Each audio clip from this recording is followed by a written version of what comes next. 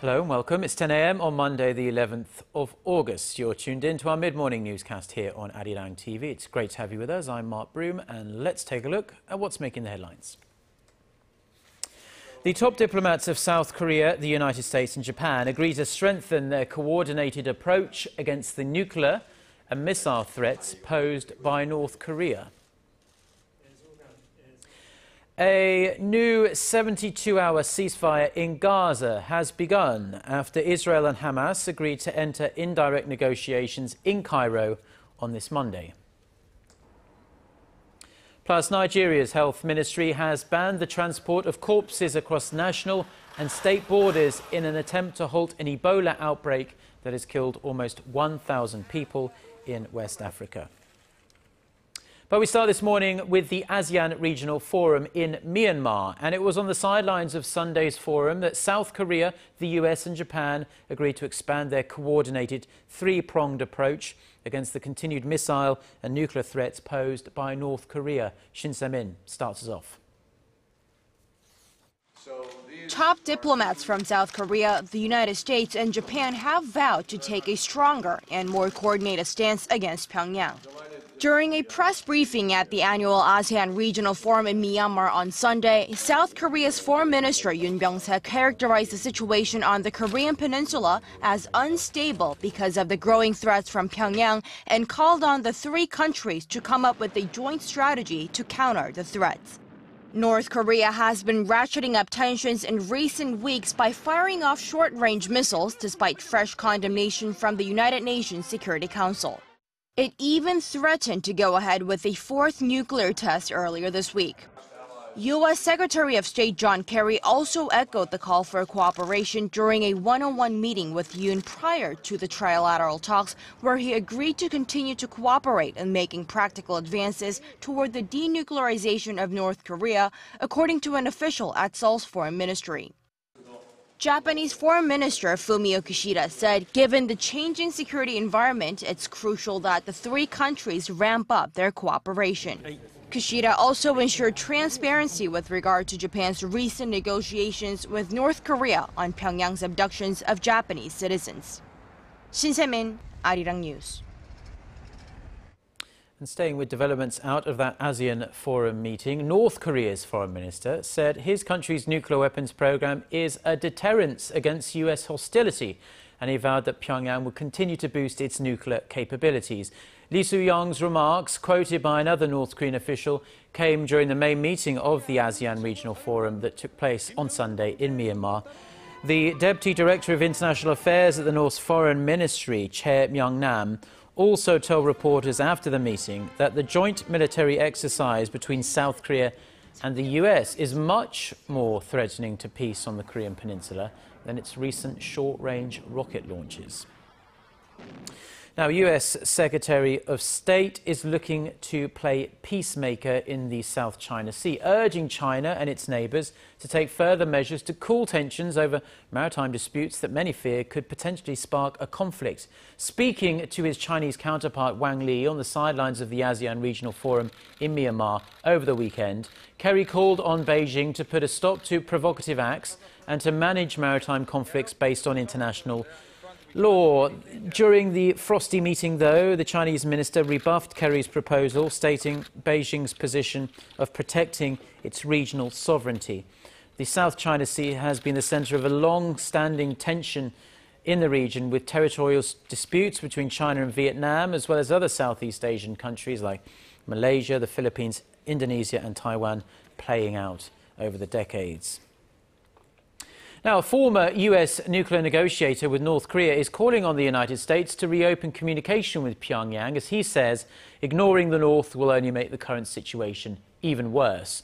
In an interview with South Korea's Yonhap news agency released on this Monday, Robert Gallucci said he was willing to play the role in trying to resolve the deadlock if he was asked by the current administration in Washington. Gallucci was credited with diffusing the first North Korean nuclear crisis by negotiating the 1994 agreed framework deal with Pyongyang, saying that the North Korean issue doesn't get better like a fine wine with the passage of time. Gallucci said it will only get worse as Pyongyang will accumulate more highly enriched uranium and develop more sophisticated nuclear weapons. Now, Israel and Palestinian factions have agreed to a fresh 72-hour ceasefire in the Gaza conflict, which is already underway, and this paves the way for indirect talks in Egypt that will hopefully lead to a more durable solution to this crisis. Our Song Jung-in reports.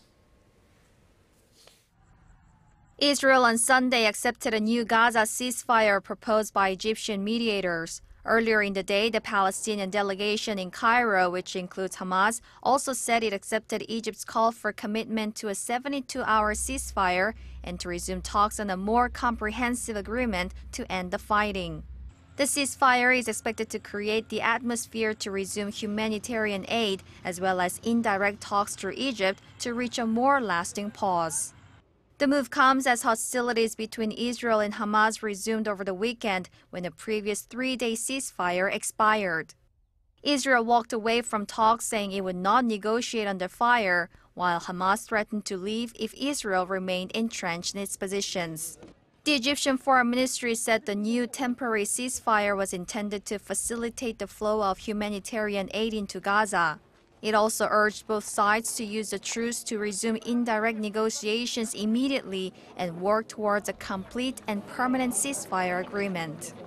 The over month-long conflict has so far left nearly 2,000 Palestinians dead and 10,000 injured. Israel has lost some 70 soldiers and 3 civilians to the war. 손 정인, 아리랑 뉴스.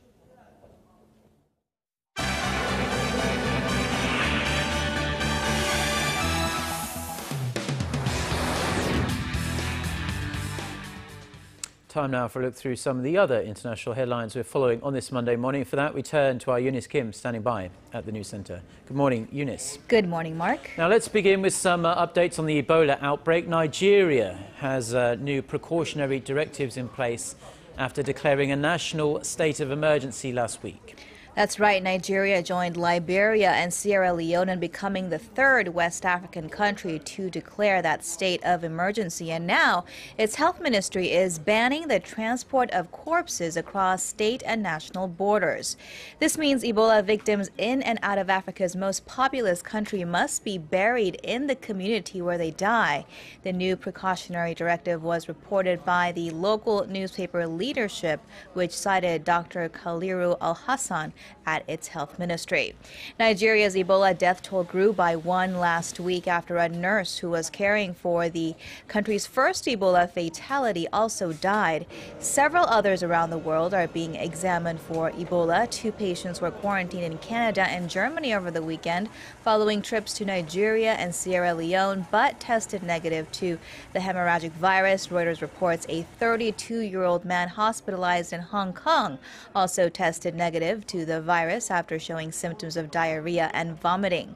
Meanwhile, a 75-year-old Spanish priest who was infected with Ebola while working in Liberia will be treated with the experimental drug ZMapp. He will undergo medical treatment in Madrid.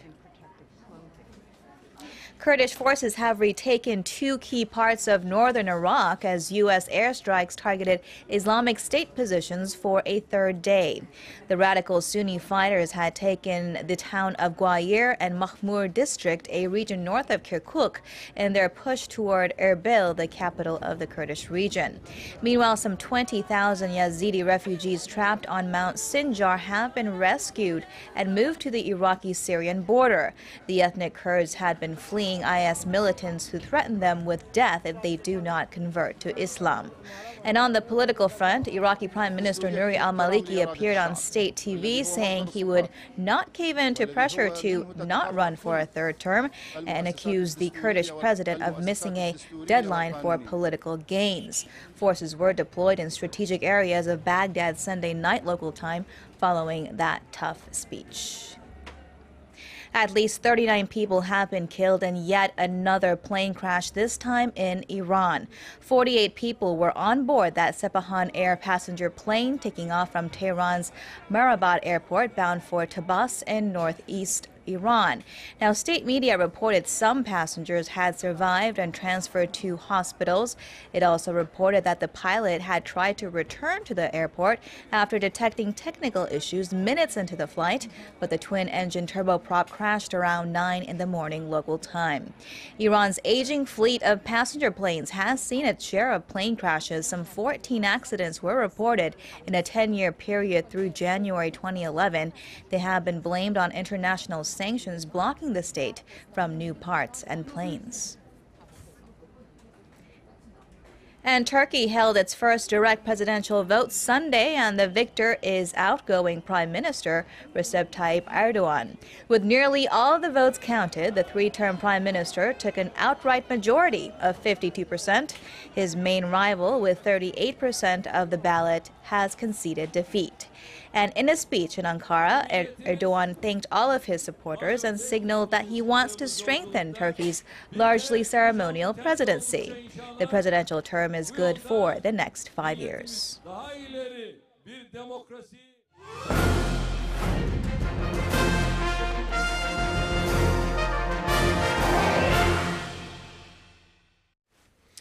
Now, emoticons, which are much more than just smiley faces these days, are an essential part of the experience for users of messaging apps, and they've certainly helped Line become one of the most widely used messaging applications in Asia.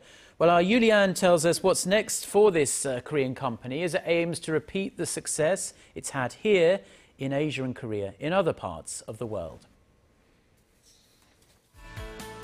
From cups and credit cards to coffee cans and even subway trains. These characters are just some of the emoticons available online, one of the world's top messaging application companies. The Korean firm has amassed over 400 million users, mostly in Asia. And Line believes these emoticons, so-called stickers, that have been localized to different cultures, have been key to their success. In the Islamic cultural area, there's Ramadan, so we made characters that look hungry. For countries like Brazil and Turkey, we made our characters look more muscular because our cutesy characters aren't popular there. The exploding popularity of these stickers has given birth to a wide range of spin-off merchandise, and offline stores are popping up around Asia, with Seoul being no exception. This is Coney the Rabbit, a mascot for Line, and it's the popularity of characters like this that has made the store a major tourist destination. It's taken sales per day up to $15,000 US.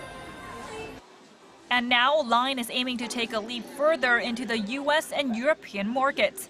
It's preparing to list its shares in Tokyo and is also considering New York as it tries to get the financial backing it needs to take on its rival Tencent's WeChat or Facebook's WhatsApp.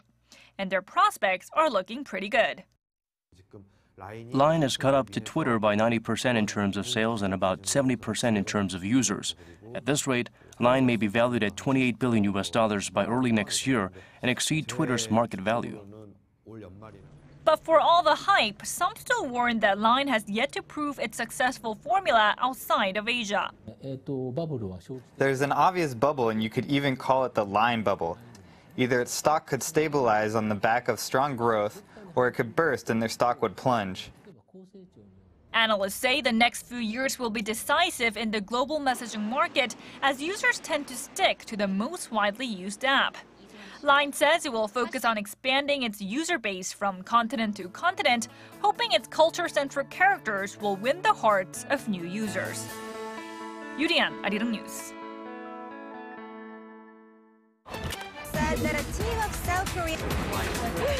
Get connected to Korea and the world.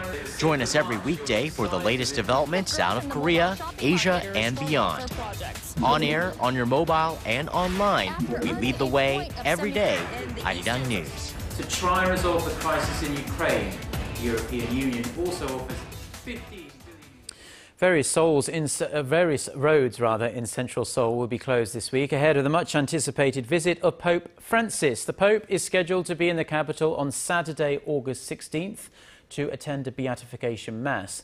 The Seoul Metropolitan Government says access will be restricted to some roads around Gwanghwamun Square starting on this Monday, and they'll be extended during the week. On the day of the mass, major roads encircling the square will be completely closed off, including a stretch from the central government complex to Sungnaemun Gate. Bus routes will also be adjusted, and subway trains will not stop at Gyeongbokgung Station, Gwanghwamun Station and City Hall Station on the day of the ceremony. Now, when Pope Francis sets foot in Korea this week, he is expected to have a truly Korean experience, as every possible item that he might need during his visit will be provided by Korean companies. He will be driven around, not in a grand limo or a special Pope-mobile, but he will use a Kia Soul, a compact car made here by Kia Motors. During the papal mass, he'll also don robes made by Korean nuns and drink a brand of Korean wine used in most Korean cathedrals. 2 Korean mineral water brands will keep the Pope and his team hydrated throughout his stay, but none of the brand names used by the Pope will be too highly publicised as a show of the company's devotion to the Pope's humble approach to his ministry. Pope Francis arrives in Korea on Thursday. Now, the Korean movie Roaring Currents, based on how Admiral Lee Sun-shin defeated a huge Japanese fleet over 400 years ago, has been met with mixed reviews. However, this hasn't stopped Koreans pouring into the cinemas in record numbers to watch it, and the movie is well on its way to replacing Avatar as the most viewed movie in Korean history. Kwon So-ah reports. Roaring Currents is breaking record after record. According to distributor CJ Entertainment, the Korean historical drama surpassed the 10 million viewer mark as of Sunday morning. It hit the milestone just 12 days after its release, the fastest speed in Korean cinema history. But that's not all. It broke the opening day and opening weekend records, attracting 680,000 and 3.3 million moviegoers respectively. On top of that, it holds the title of most watched film on a single weekday, and the film to reach 2, 3, 4, 5, 6, 7, and 8 million viewers at the fastest rate. Roaring Currents hit the 10 million viewer mark 10 days faster than The Host and The Thieves, and a whopping 26 days quicker than Avatar, the most viewed film in Korea. So what's so sensational about the movie? The film by director Kim Han-min, starring the always dependable veteran actor Choi Min-sik, revolves around the historical Battle of Myeongyang, in which legendary Korean Admiral Lee Sun-shin defeated over 133 Japanese warships with just 12 ships in 1597. Film critics attribute the movie's success to the well-made naval combat scenes and the lingering mood of sadness over the country since the sinking of the Sewol ferry last spring. They say the film reminds people of a heroic figure who has been in their history textbooks since they were little and makes them proud, in contrast to the tragic events of the ferry disaster. Experts say if the film's record-breaking streak continues, it won't be long before it reaches an all-time high for the total number of viewers. Kwon So-ah, ARIRANG News.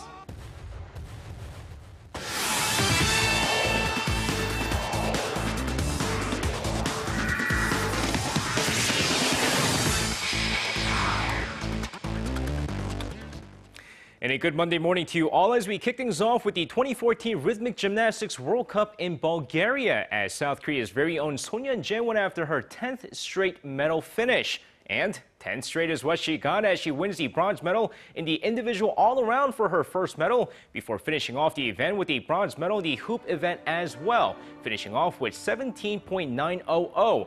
Now, her individual all-around medal finish is just her second medal since the Lisbon World Cup in Portugal back in April, as she hopes to continue her success going into the 2014 Incheon Asian Games in September.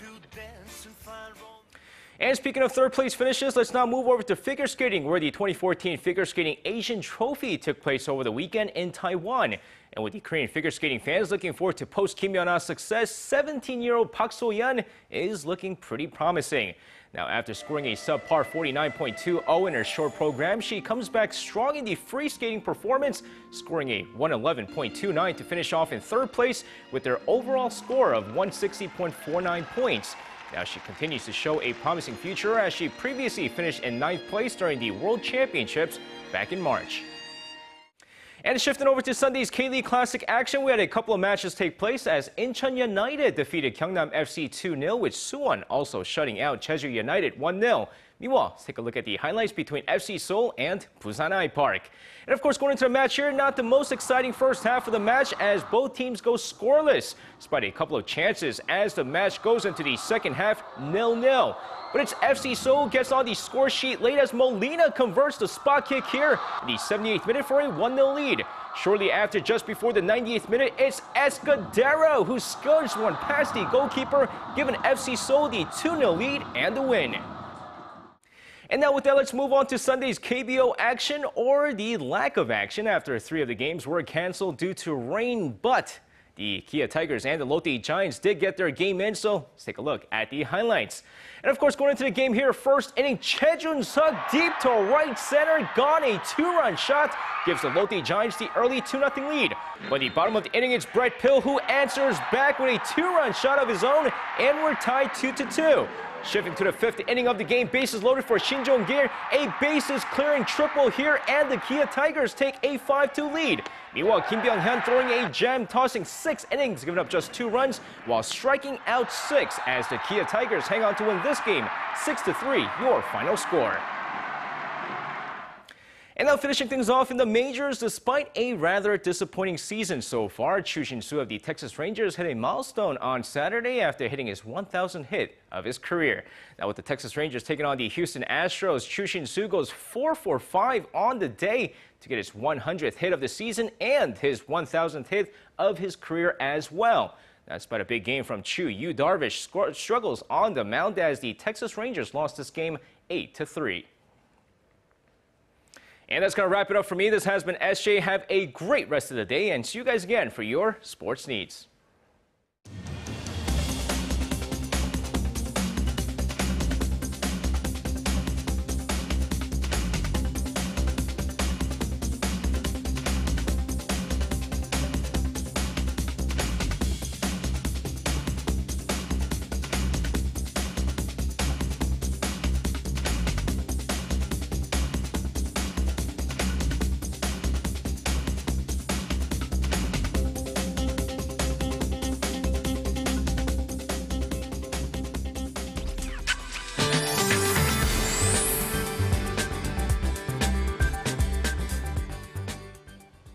Good morning.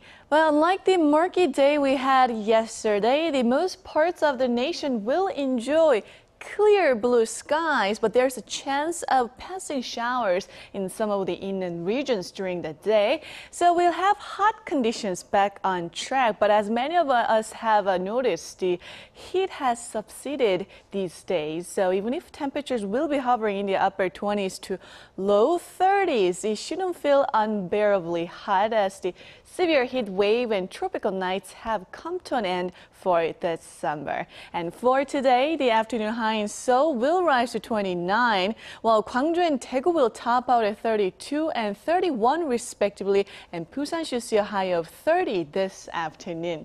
And for other regions, it looks like Jeju Island and Daejeon will top out at 29, and Dokdo should see highs of 28 this afternoon.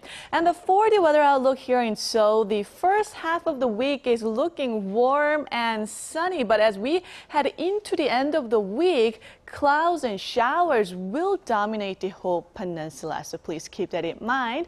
And that's all for Korea, and here's international weather for viewers around the world.